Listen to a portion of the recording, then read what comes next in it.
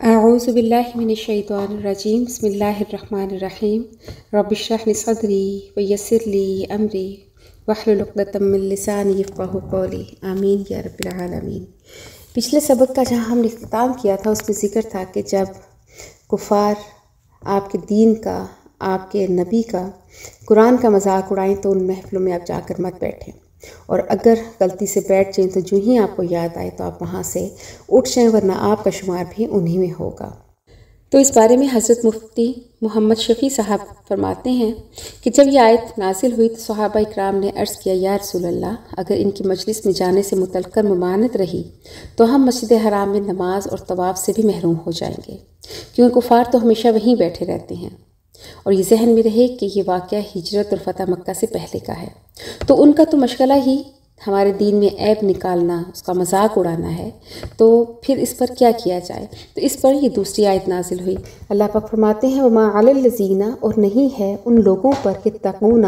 جو بچتے ہیں ان چیزوں سے کہ جو وہ قرآن اور حدیث کا مذاق نہیں اڑاتے اور حق کو سمجھتے اور مانتے ہیں، من حسابہم من شیء، کہ ان کے حساب میں سے کچھ بھی نہیں، ولیکن ذکر، اور لیکن نصیحت کرنا ہے، لعلہم یتقون، تاکہ وہ بچ جائیں۔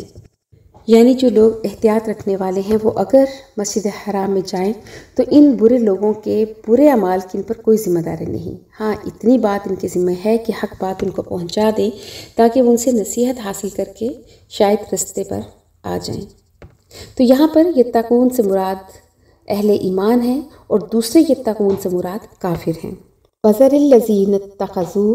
اور آپ چھوڑ دیں ان لوگوں کو جنہوں نے پکڑا ہے دینہم، اپنے دین کو، لعبا ولہو، کھیل اور تماشا۔ ایک تفسیر کے مطابق یہی دین اسلام مراد ہے، کیونکہ یہ دین حق ہے تو سب پر لازم ہے، ایون کافروں کے لیے بھی کہ اس کو مانے، مگر ان کا رویہ اس کے برعکس تھا، وہ کبھی اذان کا مذاق اڑاتے، کبھی نماز کا، کبھی قرآن پاک کا۔ اور ایک تفسیر یہ بھی کرتے ہیں کہ اس سے مراد وہ دین ہے جو ان کو پہلے دیا گیا تھا، کہ انہوں نے اپنے دین کو کھیل تماشا بنا لیا تھا، جیسے سورہ انفال میں ہے کہ مَا كَانَ صَلَاتُهُمْ عِندَ الْبَيْتِ إِلَّا مُكَاءً وَتَصْدِيَةً، کہ نہیں ہے ان کی نماز مسجد حرام کے پاس مگر تالیاں بجانا اور سیٹیاں بجانا۔ آگے ہے وَغَرَّتْهُمُ الْحَيَاةُ الدُّنْيَا، اور دھوکے میں ڈال دیا ان کو دنیا کی زندگی نے، وَذَكِّرْ بِهِ، تو آپ نصیحت کریں ان کو اس کے ساتھ، یعنی اس قرآن پاک کے ساتھ ان کو نصیحت کریں۔ ان تبصل نفس، کہ نہ گرفتار کیا جائے کوئی نفس، بما کسبت، اپنی کمائی کے ساتھ، جو اس نے گناہ کیا ہے کہیں وہ اس میں گرفتار نہ ہو جائے، لیس لہا، تو نہیں ہوگا اس کے لیے، من دون اللہ، اللہ کے علاوہ، ولی ولا شفیع، نہ کوئی حمایتی اور نہ ہی کوئی سفارشی، کہ اللہ کی اجازت کے بغیر کوئی کسی کی سفارش نہیں کر سکے گا، جیسے آیت الکرسی میں ہے کہ من ذا الذی یشفع عندہ الا باذنہ، کہ کون ہے جو اس کی اجازت کے بغیر سفارش کرے۔ شفاعت حقہ کی حیثیت ہے، یعنی سفارش ہوگی، شفاعت کریں گے، جیسے قرآن پاک میں ہی مختلف جگہ پر، کہیں پر فرشتوں کو، انبیاء کو، نیک ماں باپ تو وہ اپنی اولاد کے لیے، نیک اولاد اپنے ماں باپ کے لیے، اسی طرح سے فرشتے بھی ایون سفارش کریں گے، لیکن کچھ شرائط کے ساتھ، اور اگر وہ شرائط نہیں ہوں گی تو پھر تو انسان کو اپنی زندگی میں کوئی بھی برا عمل کرتے ہوئے نہیں ڈرنا چاہیے، کیونکہ ظاہر ہے کہ جو اس کے سفارشی ہیں اس کو چھڑوا لیں گے۔ تو پھر ان کے لیے اللہ نے کہا کہ وَإِن تَعْدِلْ، اور اگر وہ فدیہ دیں، کُلَّ عَدْلٍ، پورا فدیہ، لَا يُؤْخَذْ مِنْهَا، تو نہیں لیا جائے گا اس سے، أُولَٰئِكَ الَّذِينَ، یہ وہی لوگ ہیں، اُبْسِلُوا، جو گرفتار کیے جائیں گے، بِمَا كَسَبُوا، اس کے بدلے جو انہوں نے کمایا، لَهُمْ شَرَابٌ، ان کے لیے پینا ہوگا، مِنْ حَمِيمٍ، کھولتے ہوئے پانی سے، وَعَذَابٌ أَلِيمٌ، اور عذاب ہوگا دردناک، بِمَا كَانُوا يَكْفُرُونَ، اس لیے کہ وہ کفر کرتے تھے۔ اب آگے پھر مشرکین کی اسی بات کا جواب دے رہے ہیں اللہ پاک کہ جو وہ بار بار کہتے تھے کہ آپ ہمارے خداؤں کو پکاریں تو ہم آپ کے بھی خداؤں کو مان لیں گے، تو اللہ نے ان کو جواب دیا، فرمایا قل، آپ صلی اللہ علیہ وآلہ وسلم کہہ دیں، اندعو، کہ کیا ہم پکاریں، من دون اللہ، اللہ کے علاوہ، ما لا ینفعنا، اس کو جو نہ ہمیں نفع پہنچا سکتی ہے،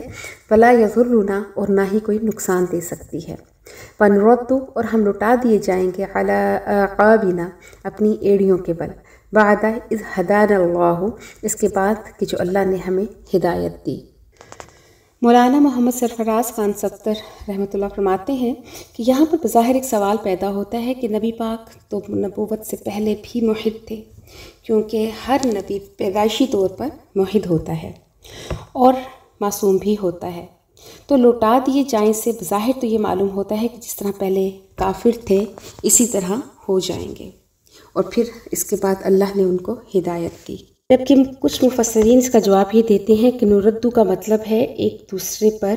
غلبہ دینا، جس طرح کہا جاتا ہے والدین تو دو والد تو کسی کے نہیں ہو سکتے، لیکن والد کو والدہ پر غلبہ ہے تو یوں والدین کہا جاتا ہے۔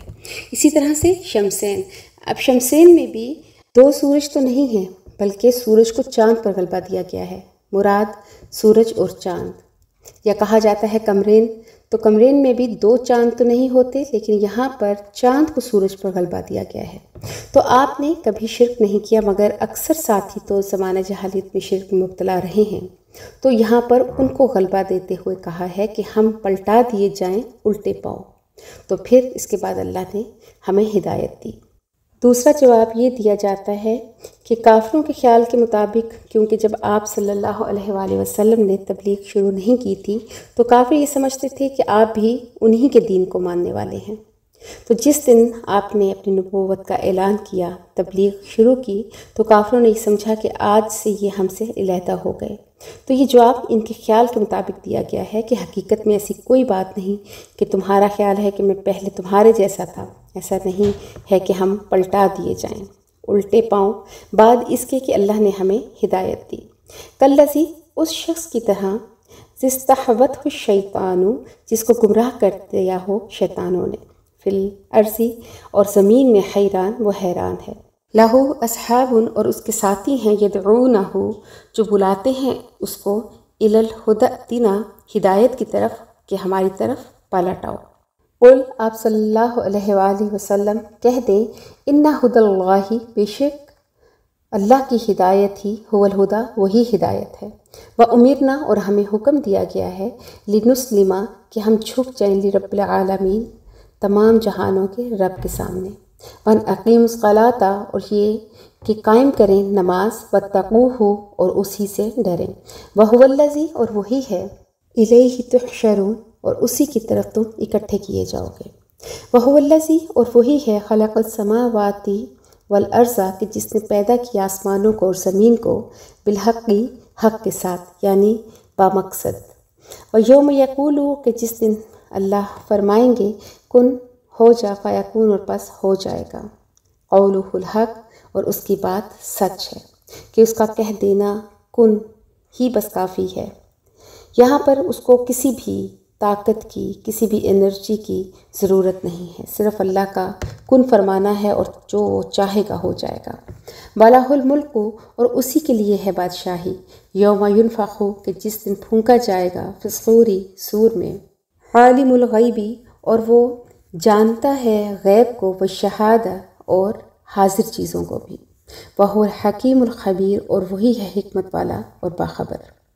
آج کی جو ہم نے آیت پڑھی، قل اندعو من دون اللہ ما لا ينفعنا ولا يضرنا ونرد على اعقابنا بعد اذ هدانا اللہ، كالذی استحوذہ الشیطان فی الارض حیران له اصحاب یدعونه الی الہدی ائتنا۔ اس آیت کے بارے میں ڈاکٹر اسرار صاحب کہتے ہیں کہ یہ جماعتی زندگی کی اہمیت کی طرف اشارہ ہے، کہ اگر کوئی شخص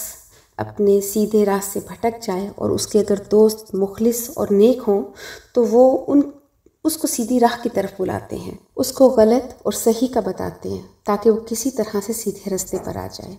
اور پھر ایسے ہی اللہ نے ان کے بارے میں سورہ توبہ میں کہا کہ کونوا مع الصادقین، کہ سچوں کے ساتھ ہو جاؤ۔ اور ایون قرآن میں یہاں تک ہے کہ ایسے جو نیک لوگ جن کا دنیا میں اکٹھے اٹھنا بیٹھنا تھا، وہ بھی اللہ کے ہاں سفارش کریں گے کہ اللہ تعالیٰ ہم لوگ دنیا میں اکٹھے تھے تو آج ہمیں وہ ساتھی ہمارا نظر نہیں آ رہا، اس کو آج آخرت میں بھی ہمارے ساتھ اکٹھا کر دیں۔ تو پھر اگر اللہ کی اجازت ہوئی تو ان کو جنت میں بھی اکٹھا کر دیا جائے گا۔ اور اسی آیت کے بارے میں مولانا وحید الدین خان فرماتے ہیں کہ جو لوگ خدا کے سوا دوسرے سہاروں پر اپنی زندگی کو قائم کرتے ہیں، ان کی مثال اس مسافر کی سی ہوتی ہے کہ جو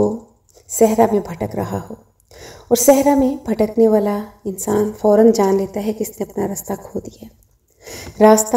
پھر اس کو جو بھی دکھائی دے وہ فوراً اس کی طرف دوڑ پڑتا ہے۔ لیکن جو لوگ اللہ کے علاوہ دوسرے سہاروں پر جیتے ہیں،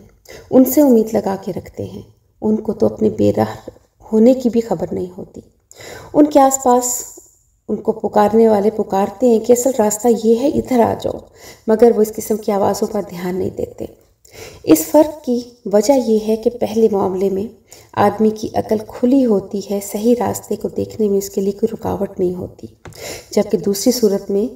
انسان کی عقل شیطان کے زیر اثر آ جاتی ہے۔ اس کی سوچ اپنے فطری ڈھنگ پر کام نہیں کرتی، جس کا نتیجہ یہ ہوتا ہے کہ وہ سن کر بھی نہیں سنتا اور دیکھ کر بھی نہیں دیکھتا، اور اس کے ارد گرد والے جتنا ہی چاہیں کہ وہ ہدایت پر آ جائے، لیکن وہ ناکام رہتے ہیں۔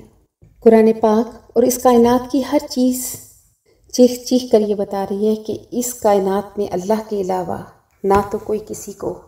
نفع دے سکتا ہے جب تک اللہ نہ چاہے، اور نہ ہی کوئی کسی کو نقصان پہنچا سکتا ہے۔ اگر انسان اس چیز کو اپنے ذہن میں پختہ کر لے تو وہ ہر چیز سے بے خوف ہو جاتا ہے، اور صرف اس کو خوف رہتا ہے تو اللہ کی ناراضگی کا۔ تو اللہ پاک سے دعا ہے کہ اللہ پاک ہمیں ہدایت کامل عطا فرمائے اور ہمیشہ اس پر قائم رکھے۔ وآخر دعوانا الحمد للہ رب العالمین۔